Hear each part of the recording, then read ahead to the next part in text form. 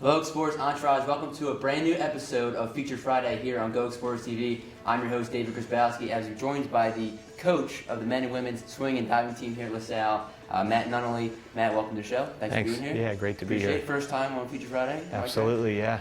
All right, first, and it's going to be a great episode here. We're going to talk about the upcoming season for the Explorers, but before that, an interesting story you had this past summer. Talk about what you did this past summer down in Cape May, New Jersey.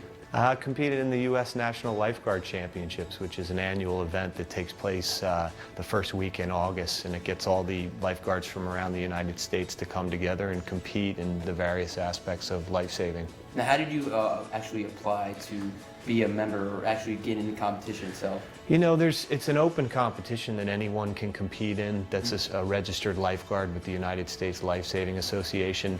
There are regional championships which sort of are a precursor to the nationals, but they're not a requirement, but it'll basically give you an idea where you stack out in the regionals and whether it's worthwhile to go to the nationals.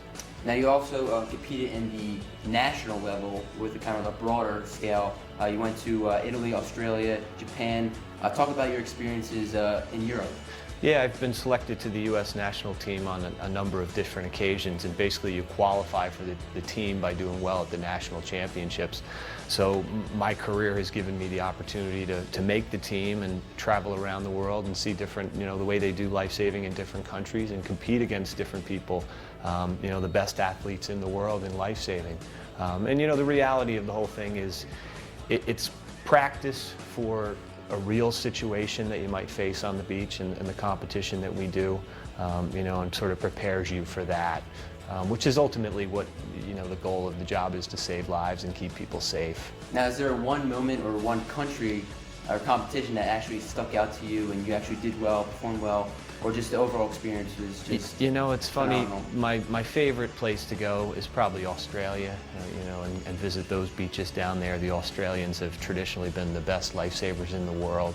They win the world title every year, so it's been cool to go down there. But probably my favorite moment, or my greatest moment in lifesaving, actually happened this summer in Cape May when me and a partner won one of the events, a rescue board rescue race, where one person swims out to a flag and then another person swims out and rescues that person, and they paddle the board in together. And it was a really tight race, and we got about 20 yards from the buoy and caught a wave and rode it all the way into the beach. And as we were catching the wave, you could hear the crowd from out at sea, and it just rose to a crescendo as we came into the beach, and we ended up winning by about 50 meters, which is a pretty large victory in a race like that.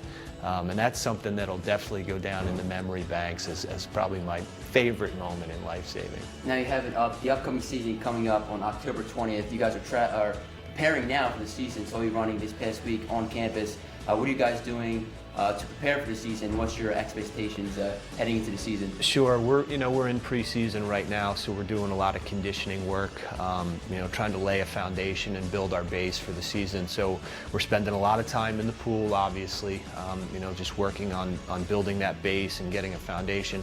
But we're also doing some dry land work. Just like you said, you saw the team out running. We do a lot of running like that.